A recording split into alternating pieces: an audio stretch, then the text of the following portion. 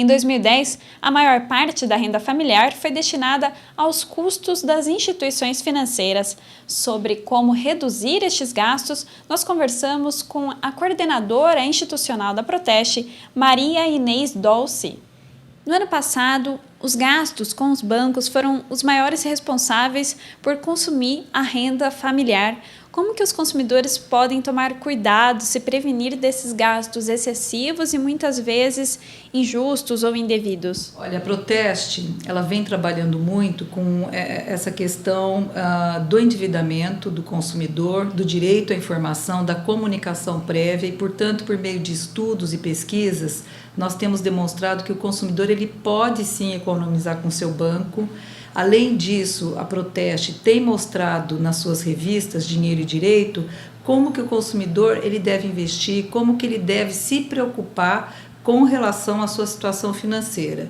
Então, é uma forma da Proteste colaborar para que o orçamento doméstico não seja comprometido e, por outro lado, também mostrar a necessidade do consumidor se preocupar com algumas questões ligadas às instituições financeiras. E eu já diria, quando ele movimenta a conta bancária, quando ele contrata serviços bancários, quando o consumidor, por exemplo, ele contrata serviços bancários e até o pacote, o pacote que ele tem com o seu banco. Então, isso faz uma grande diferença no final do mês e durante um ano, se ele tiver uma conta, um perfil adequado à utilização do seu perfil, ele vai poder estar economizando bastante.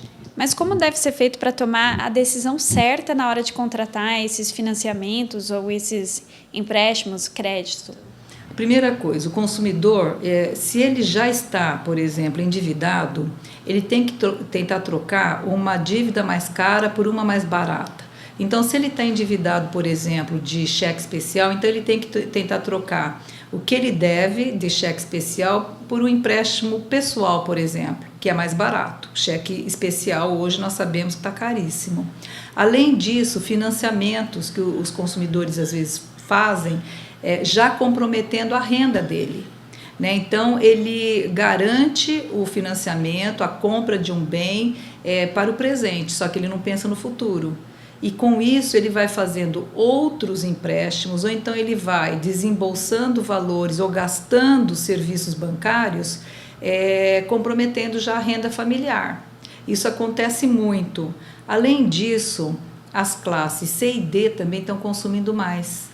Então, essa classe social precisa ter educação para consumo, precisa ser melhor esclarecida a respeito dos seus direitos, tem que ter mais informação a respeito das instituições financeiras, como é que elas trabalham, de que forma que elas abordam o consumidor para a contratação de serviços e também os nossos jovens, que é o grande alvo, porque hoje nós sabemos que o jovem já está no mercado desde cedo.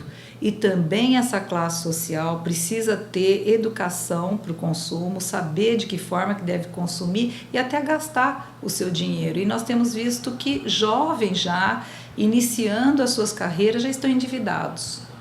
Certo, agora você falou de procurar dívidas mais baratas, né?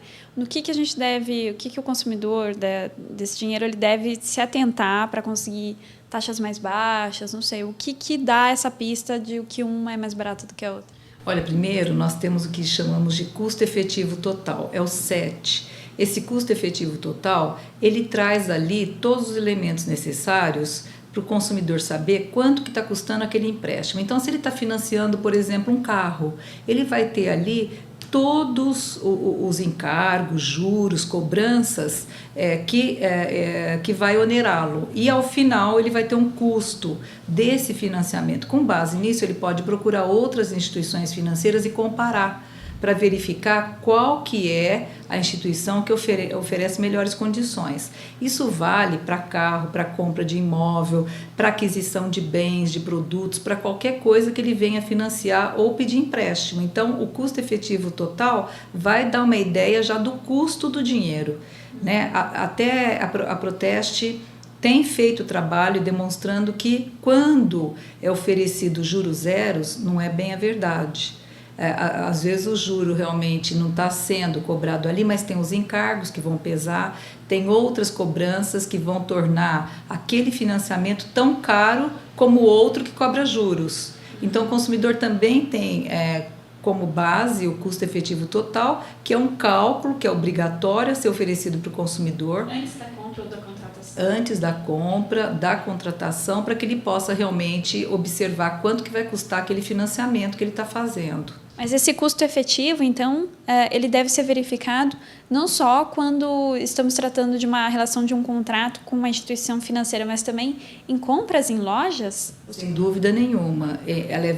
Essa situação de você conhecer previamente o custo daquele financiamento, daquele empréstimo, vale para as instituições financeiras, vale para compras parceladas, vale para financiamentos de bens, né, desde de uma compra grande numa magazine até para compras de eletrodomésticos. Então, isso é muito bom para que o consumidor possa até conhecer e buscar valores melhores. E como funciona a venda casada? Ela é uma boa opção? Olha, a venda casada ela é proibida. Então, não pode ser oferecido para o consumidor, por exemplo, abrir uma conta bancária e, ao mesmo tempo, ser oferecido algum serviço para ele. Por exemplo, um produto de um banco. Então, isso é proibido. Ele está abrindo a conta, não pode ser oferecido um produto que está atrelado à conta corrente. Ou então, se ele está pedindo um empréstimo, não pode estar atrelado um produto do banco para ele ter aquele financiamento, aquele empréstimo. Isso é proibido. Por exemplo, o consumidor que vai até uma instituição financeira, ele vai abrir uma conta corrente. Para abrir a conta corrente é oferecido um produto do banco, né? Por exemplo, um título de capitalização, um seguro, isso é proibido. Ou mesmo quando ele vai pedir um empréstimo, também é oferecido um produto do banco. Olha, para dar o empréstimo, então nós vamos te oferecer um seguro ou qualquer outro produto do banco. Isso é proibido. Né? E não é só para a instituição financeira, isso é proibido na prática geral do comércio. Então, o consumidor também tem que ficar atento.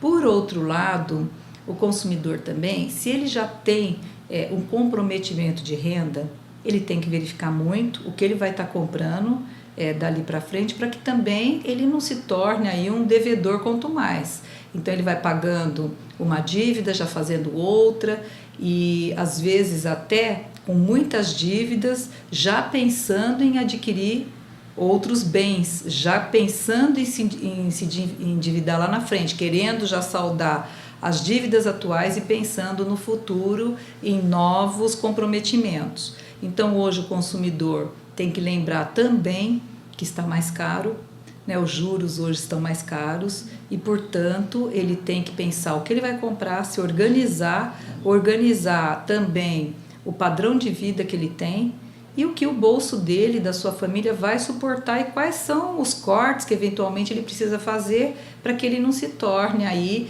endividado e mesmo devedor em vários locais, até com o nome comprometido junto ao Serasa, SPC.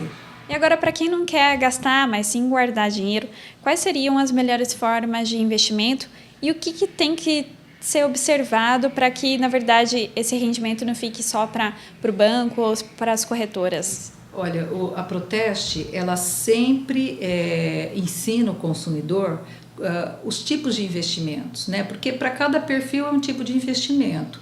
Então, o consumidor ele tem que conhecer, o nosso site está à disposição, que é o www.proteste.org.br. Ali, na revista Dinheiro e Direitos, a Proteste ensina qual é o melhor investimento para cada perfil.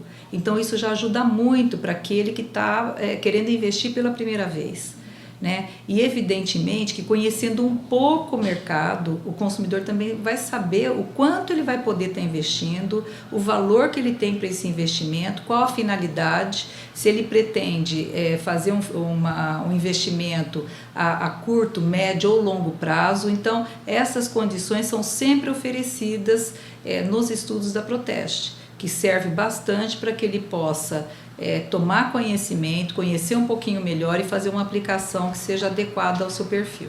Então, Então, quais as melhores formas de investir e as taxas que seriam aceitáveis?